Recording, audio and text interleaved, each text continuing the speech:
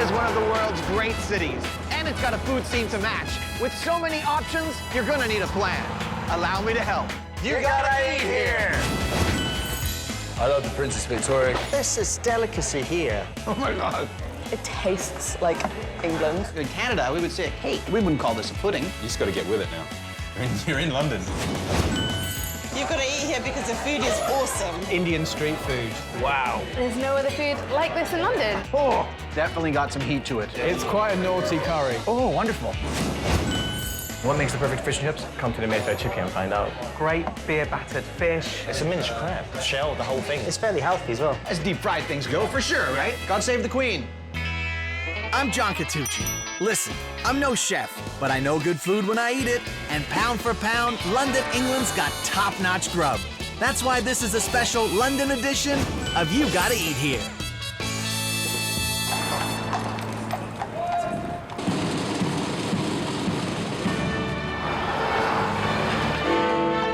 One of my favorite English traditions is the Sunday roast. The Princess Victoria is a popular London pub any day of the week, but on Sundays, they go all out. A big feast of roasted meat and veggies with Yorkshire pudding and gravy? Ooh, Your Majesty! You gotta eat here. I love the Princess Victoria because you can go any time and feel on top of the world. The best food in London. This is delicacy here. It's comforting, it's cozy, it's gorgeous. Scotch egg. Scotch eggs, they're quite a British thing. Soft egg in sausage meat, in breadcrumbs. Oh, wow, I don't know how it got back there. Tell me about the space. It's been here for years, but at one point it was quite run down. It was the Glasgow Celtics headquarters. There were bullet holes up there in that corner. Is that when they won or when they lost? Oh, it's buzzing, really great atmosphere. What are they famous for here? Sunday roast. Service, one pork. I don't even look at the menu, I would just come in and order roast pork. The roast potatoes. They always say your mother makes them the best. It's quite possible she's been beaten this time. We do the things that everyone knows, but we do them really well. So we're gonna do our roast pork belly. I'm gonna get you to score it. Just gonna make some really even, nice strips. Rub all the salts mixed with a tiny bit of five spice, and the salt sort of dries it out a bit. A little bit of salt into the bottom of the tray, put that straight in, and then we're just gonna cover it with a bit of thyme, garlic, and some star anise and cinnamon. Let that salt for about an hour. Brush off all the excess salt and the spices, and then we put that into another tray, and then we slide that into the oven. 180 degrees, we say Celsius, probably that's what, 320 Fahrenheit maybe? Okay. Possibly. I don't know. Somebody do the math. So we've got Bramley apples. We're making applesauce?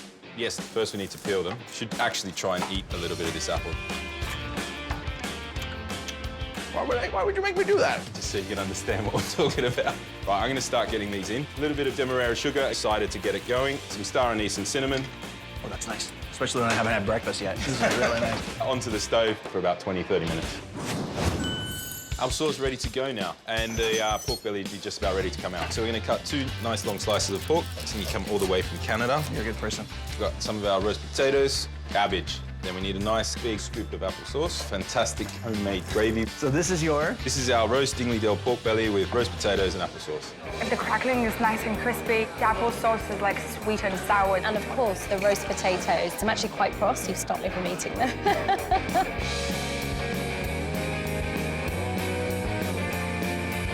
That is spectacular. Oh my God.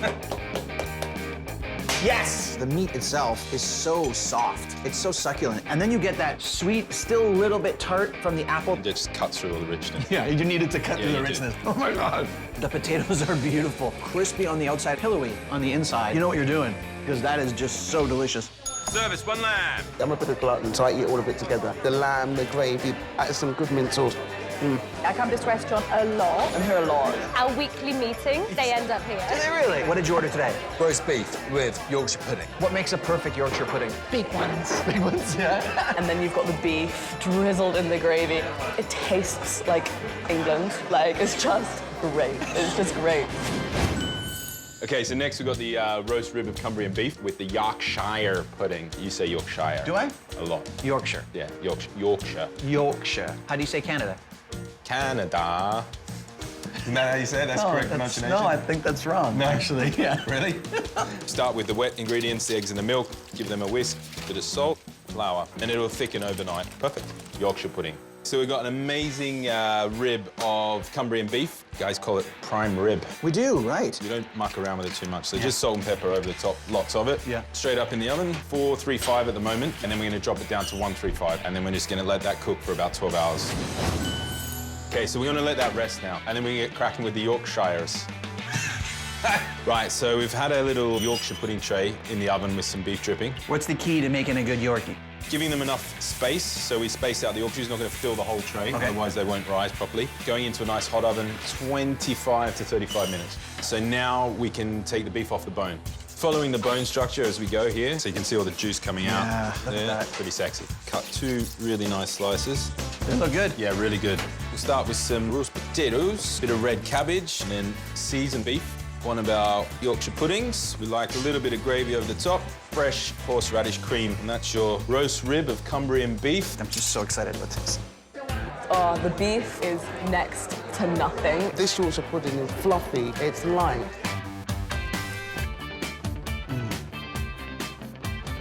Beef, huh? Oh, man. That is just so beautiful. Slow cooking renders all that fat right into the beef. And it's so deep in flavor, too. Yeah. Okay, Yorkshire pudding.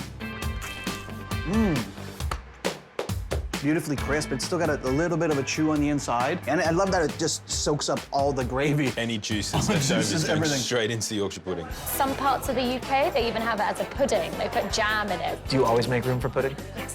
Oh yeah, the dessert's the best part. Service, 1 mess. What is an Eton mess? Berries and cream and meringue. It's delicious. Sticky toffee pudding. It's quite trendy at the moment, but hard to get right. Here, they've just got it spot on. One day I'm going to go in and smash down the doors to get the recipe. Please don't. We'll just talk to them nicely. This one's going to get you quite excited, I think, because we've got lots of syrup going on. My people love syrup. Your people are built on syrup. We're going to beat the sugar and the butter together. Am I? Yep. With a soft spatula. Just do it. This is traditional. You've got to make it the traditional way. Really? Do you want me to help? No, I can do this. And Yeah. I don't like your tone. Slowly add the eggs. Black treacle. Black treacle is like a molasses? Apparently so. Yeah. Golden syrup, not as intense as the treacle. As the molasses. Treacle. Mix that up. Some pureed dates here. Throw in the flour, baking powder. Okay. Fold that through into our lined baking tray. This goes in the oven for 45 minutes on 320. Right, so we're gonna make the toffee part of the sticky toffee. Everyone goes in the pool same time. Sugar, butter, cream, black treacle, molasses. and the golden syrup. Okay. And a tiny bit of salt. And then we'll let that boil together for a bit. There we go, that's the toffee sauce. Pudding should be ready now? Pudding's ready, so we can portion that up. Let's see. Oh, yeah. Nice. Cut a little wedge off here, right out the middle, and in the bowl. The toffee sauce that we made. But this is clotted cream, naturally thickened cream. And that's the traditional British sticky toffee pudding. Butter, treacle. Every flavour is in there. It is the perfect sticky toffee pudding. It's just so moist. It's very intense. That molasses flavor really comes through. The treacle. Like the treacle. The pudding itself is very moist. It's a good way to end a meal. After all that meat, you need... more richness. But it's always cold in England, so you need the warmth and the layers of fat to keep you warm. What it is? What happens in the summer then? It's cold as well, so... Oh, really? Yeah, Doesn't it's matter. fine. It's cold year round. Next time you're in London, you gotta eat here. You gotta eat here because there's no other food like this in London. Do you have any idea how much butter goes into making the butter chicken sauce? I don't really want to know. You do any less, Don't know? they'll know.